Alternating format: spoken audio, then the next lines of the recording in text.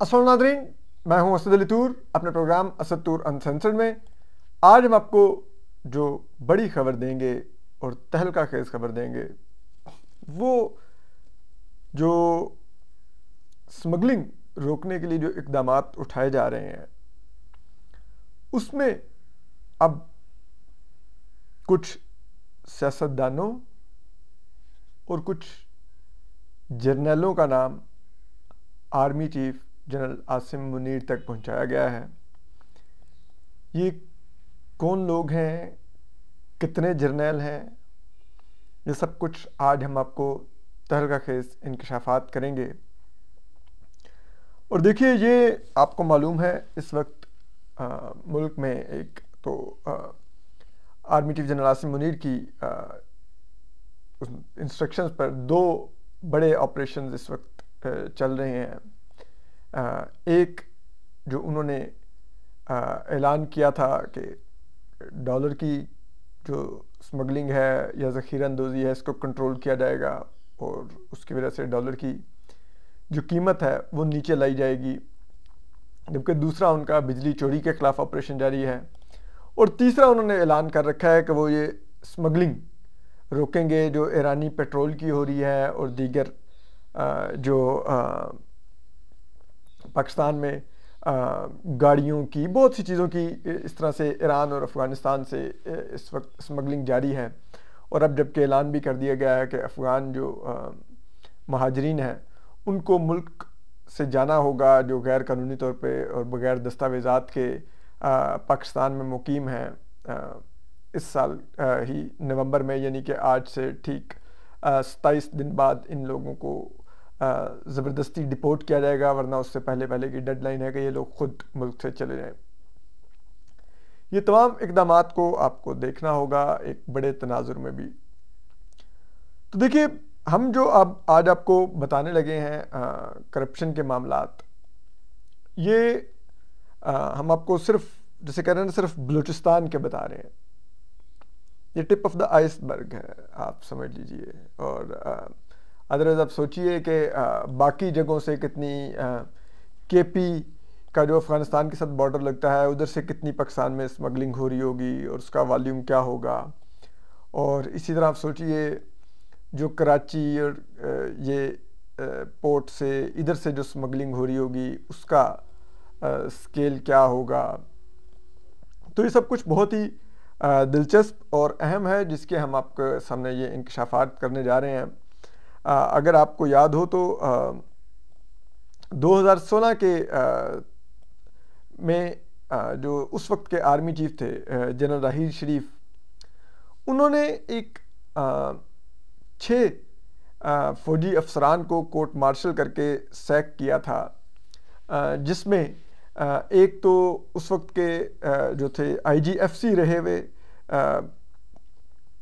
बलूचिस्तान के थे lieutenant general Ubaidullah खटक, जो बाद में IG आर्म्स थे उस वक्त GHQ में, उनको करप्शन चार्जेस पर सज़ा सुना के ओहदे से हटाया गया। जबकि उसके अलावा मेजर जनरल थे एक शाहिद नज़ीर, वो भी बलूचिस्तान में सर्व कर चुके थे, उनको भी हटाया गया। इसके अलावा 3 ब्रिगेडियर्स, एक कर्नल, ये सब हटाए गए। तो वो मेरे सीनियर हैं अब्बास नासिर साहब, उन्होंने बड़ी ज़बरदस्त उस डॉन में स्टोरी की थी कि वो जो अफसरान हटाए गए थे उनमें से जो एक मेजर साहब थे उनसे जो रिकवरी हुई थी 1 अरब रुपए की रिकवरी हुई थी। एक मेजर था, नॉट लाइक कोई मेजर जनरल था, जस्ट अ मेजर से 1 अरब की रिकवरी हुई थी।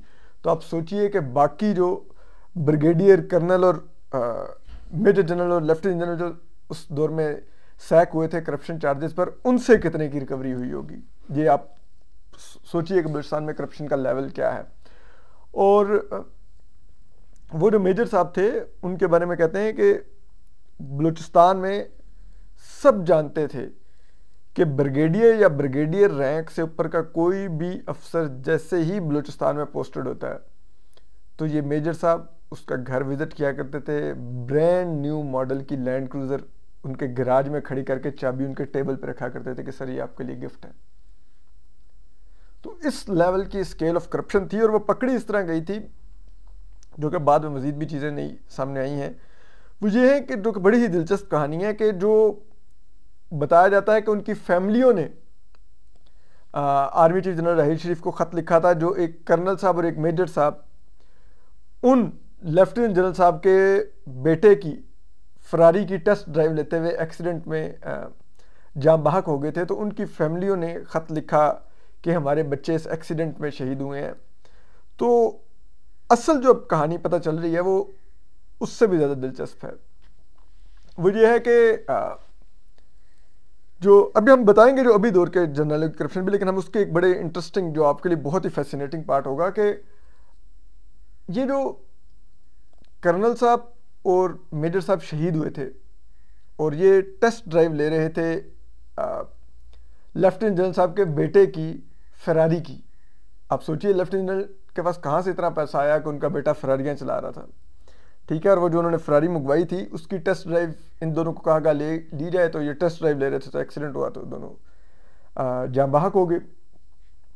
तो हुआ ये कि इन्होंने एक केस बना के ऊपर भेज दिया। अब जारी बात है, अगर फौज के 2 अफसरान गैर तबई मौत का शिकार होंगे तो सवाल तो उठेंगे कि ये कैसे मौत का शिकार हुए। तो इन्होंने उस चीज़ को रंग दे दिया कि ये शहीद हुए हैं ऑन ड्यूटी, ये कोई स्पेशल किस्म के ट्रक थे जो फौज के लिए मंगवाए गए थे, उनका टेस्ट ड्राइव कर रहे थे।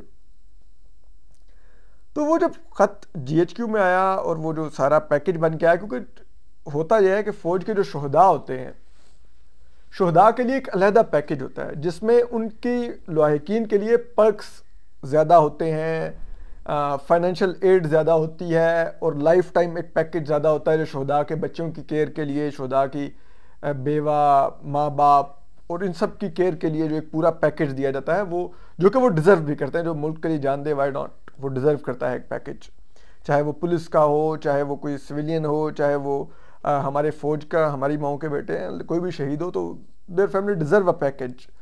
तो वो उनको दिया जाता है, जो कि आम जो फौजी अफसरान होते हैं उनकी निस्बत मुख्तलिफ पैकेज होता है और जिसमें ज़्यादा चीज़ें ऐड होती हैं। तो हुआ ये कि जब वो केस बन के GHQ पहुंचा के नहीं इनको ये पक्ष दिए जाए, तो GHQ में उस वक्त के जो अफसरान थे उन्होंने कहा कि ये कौन से मिशन के दौरान हमारे दोनों अफसरान शहीद हुए हैं। तो उसमें जब इंक्वायरी की गई तो वो खुली हकीकत के भाई वो तो मामला कुछ और था। वो तो जनरल साहब के बेटे की फरारियाँ टेस्ट ड्राइव करवाई जानी थी, फौज के 2 अफसरान से उन बेचारों को शहीद करवा दिया गया टेस्ट ड्राइव करवाते हुए लेफ्टिनेंट जनरल साहब ने। तो उस पर फिर वो इंक्वायरी हुई, इन सबको फौज से सैक कर दिया गया। लेकिन सबसे बड़ी जो मज़े का खेज बात है कि इन लोगों को, आपको पता है सज़ा क्या मिली थी? स्वे डिस्प्लेयर, यानी कि सख्त इजहार नापसंदीदगी करते हुए इनको कहा गया कि आप बस घर चले जाएं, हमें आपकी मज़ीद सर्विसेज नहीं दरकार। कोई जेल नहीं भेजा गया, कोई कैद नहीं काटी इन्होंने, कुछ नहीं हुआ। इतनी बड़े स्केल की करप्शन, 2 अफसरान शहीद करवा दिए, एक कर्नल साहब और एक मेजर साहब। लेकिन ये बस स्वे डिस्प्लेयर सुन के और जो लूट मार की हुई थी वो पैसा दे के सरेंडर करके घर चले गए। अल्लाह अल्लाह खैर चला। तो अब अभी जो हो रहा है वो बड़ा दिलचस्प है। आपको मालूम है इस वक्त एक सब जानते हैं कि इवन के कराची के पेट्रोल पंप्स पे भी ईरानी पेट्रोल मिलता है, और बाकी भी सिंध और बलूचिस्तान में तो बहरहाल लाइक आप कह लें कि ऑलमोस्ट 60 to 70% जो पेट्रोल पंप्स होते हैं वहाँ पे ईरानी पेट्रोल मिलता है। इसके अलावा बहुत बड़े पैमाने पर नॉन कस्टम पेड गाड़ियाँ ईरान और अफ़गानिस्तान के बॉर्डर से स्मगल करके बलूचिस्तान में लाई जाती हैं, जो फिर फ़रोख्त की जाती हैं। लोग जो बहुत बड़े ताकतवर लोग हैं वो बगैर कस्टम पे किए ही पूरे मुल्क में उन गाड़ियों को चलाते रहते हैं, और जो दे सकते हैं कस्टम वो कस्टम देकर वो गाड़ियाँ ले लेते हैं, और वो बड़ी लग्जरी गाड़ियाँ आती हैं। आप कभी अगर जाएँ बलूचिस्तान में तो आप उन जो ये शोरूम खुले हैं, आप वहाँ पर गाड़ियाँ देख के हैरान परेशान हो जाएंगे कि ये गाड़ी भी पाकिस्तान में आई हुई है, और वहाँ पे चंद लाख में आपको वो गाड़ी मिल जाती है। हाँ, उस पर कस्टम फिर करोड़ों का आता है।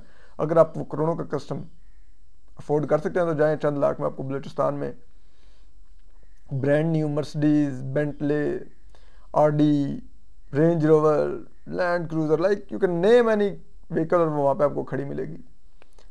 तो अब ये बहुत बड़ा कारोबार है, और जाहिर बात है जो हम सिर्फ बलूचिस्तान की बात कर रहे हैं, ये बॉर्डर्स फोर्ड कंट्रोल करती है, यहाँ पे एफसी तैनात होती है, लेवीज होती है, मिलिट्री होती है, सब लोग तैनात होते हैं। और इसी तरह ये बलूचिस्तान के अंदर भी ये पूरा एक नेटवर्क है। तो और उसकी वजूहत सिक्योरिटी रीजंस भी हैं जहाँ पे बलूचिस्तान में फ़ौज की जो इतनी बड़ी प्रेजेंस है। और आपको पता है इसी बलूचिस्तान में मौसूफ जनरल आसिम बाजवा भी कोर कमांडर रहे हैं, और आज आप जनरल आसिम बाजवा के एहसासे देखिए जाके, और फिर कोई उनसे उन एहसासों की मनी ट्रेल लेके दिखाए और वो उन एहसासों को जस्टिफाई करके दिखाएं, तो हम माने कि वो कैसे अरबों पति बन गए।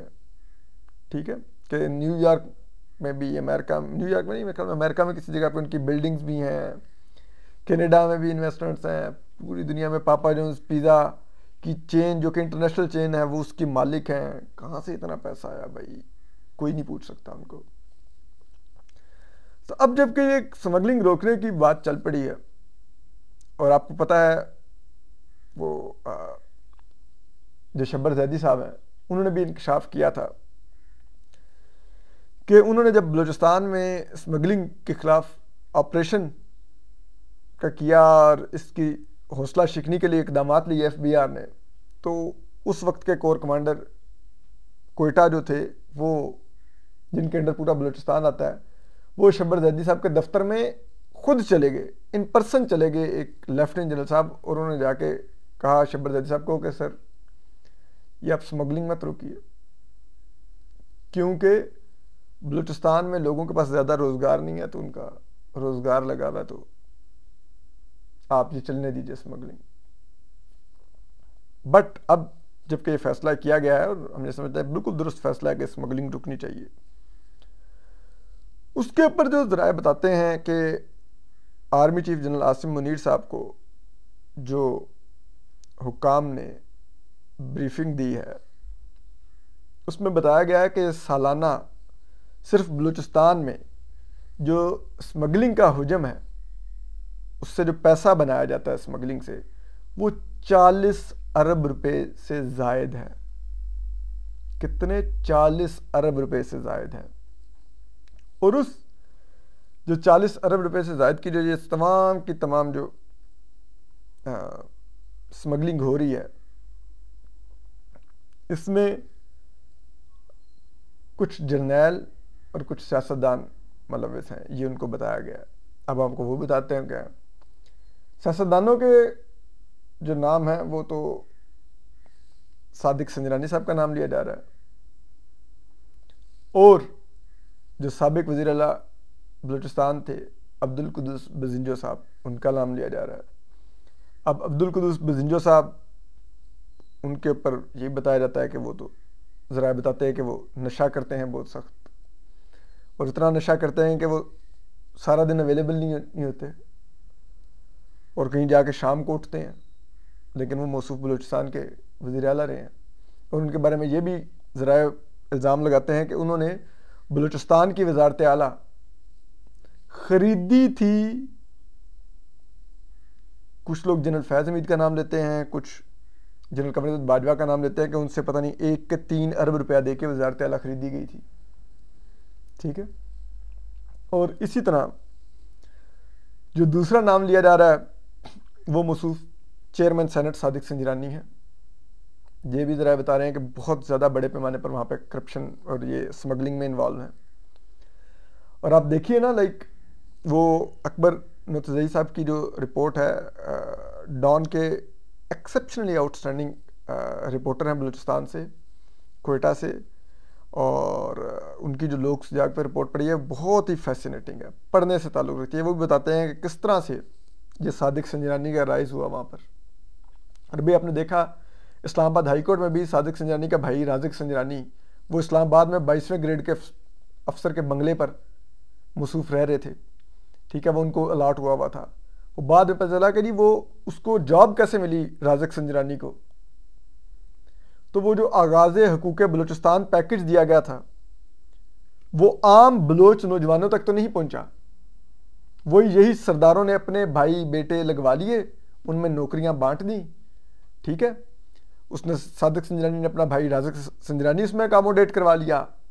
ठीक है, आप फिर बताइए ना, जो बलोच यूथ है वो कैसे, ये जो हम कभी आगाज़ हकूक़ बलूचिस्तान, कभी फ़लान के नाम पर हम ऐलानात करते रहते हैं, वो आम बलोच यूथ तक तो पहुँचते ही नहीं है। वो बेचारे गरीब तो ना वहाँ पर सड़कें हैं, ना तालीमी इदारे हैं, वो रुल रहे हैं वहाँ पर।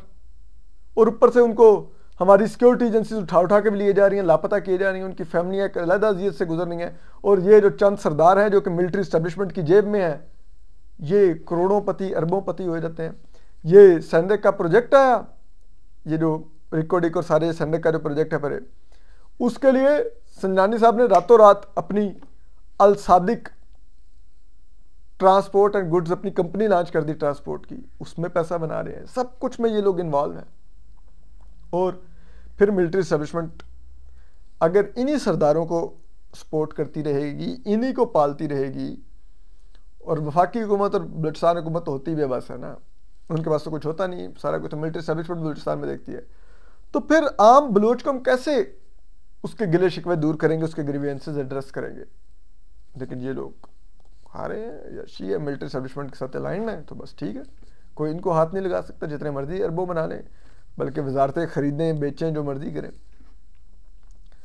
और इसके अलावा नाम लिया जा रहा है कि army chief general Asim Munir को ये भी बताया गया है कि 6 जर्नैल भी इस स्मगलिंग में इन्वॉल्व हैं। माजी में इस स्मगलिंग पर जानबूझकर जनरल कमरजद बाजवा जो साबिक आर्मी चीफ थे, उन्होंने आंखें बंद किए रखी और उनका कहीं ना कहीं इस स्मगलिंग को कंसेंट हासिल था। तो अब भी नाम लिया जा रहा है कि 6 जर्नैल इस स्मगलिंग में इन्वॉल्व हैं। ये 40 अरब रुपए की जो सालाना स्मगलिंग हो रही है, इसका शेयर ये 6 जर्नैलों और इन 2 पॉलिटिशियंस में, यानी कि सादिक संजरानी साहब और ये जो कदूस बुज़निचर साहब हैं, इनमें मुबैना तौर पर ये तकसीम हो रहा है और ये सब लोग ये कर रहे हैं। अब बात यह है कि जो सिविलियंस के खिलाफ अगर वो ये जो मुबैना ये रैकेट है, जो सिविलियन के खिलाफ कार्रवाई है, वो तो हम समझते हैं सिविलियन अथॉरिटीज़ को देखनी चाहिए, लेकिन आर्मी के अंदर अगर ये इतलात दुरुस्त हैं तो फिर कार्रवाई जनरल आसिम मुनीर को देखनी होगी। उनको अपना हाउस इन ऑर्डर करना होगा, उसकी सफाई करनी होगी। और जो सरफराज बुगटी साहब ने, जो वज़ीर दाखिला हैं, पिछले दिनों प्रेस कॉन्फ्रेंस में परसों कहा कि आर्मी चीफ ने वार्निंग दी है कि जो स्मगलिंग में मुलव्वस निकलेगा उसका कोर्ट मार्शल होगा। तो वो दरअसल इसी से रिलेटेड वार्निंग थी कि बलूचिस्तान में जो फौजी अफसरान स्मगलिंग में इन्वॉल्व हैं उनका कोर्ट मार्शल होगा, लेकिन ये ऐलान काफ़ी नहीं है। सरफराज बुगटी साहब ने कहा कि नहीं, देखिए हमने लाहौर का कोर कमांडर हटाकर आर्मी चीफ ने बताया कि फ़ौज के अंदर अकाउंटेबिलिटी का मैकेनिज्म है। नहीं, वो मैकेनिज्म उस वक्त इसलिए चला था कि एक सियासी जमात के आगे 9 मई को फ़ौज को शर्मिंदगी का सामना करना पड़ा था। इसलिए कहा गया कि सियासी कुव्वत के आगे फ़ौज ने कैसे सरेंडर किया था 9 मई को, तो उन कोर कमांडर साहब को फारिग कर दिया गया, जो लेफ्टिनेंट जनरल सलमान गनी साहब थे, जो कोर कमांडर लाहौर थे। लेकिन यहाँ पर मामलात खालिस्तन करप्शन के हैं, स्मगलिंग के हैं, मिसकंडक्ट के हैं। इस पर देखते हैं कि army chief general Asim Munir वो अपनी पोजीशन एजर्ट करते हैं, वो एक एग्जाम्पल कायम करते हैं। ये आपको आने वाले दिन बता देंगे। अपना ख्याल रखिए। अल्लाह हाफिज़।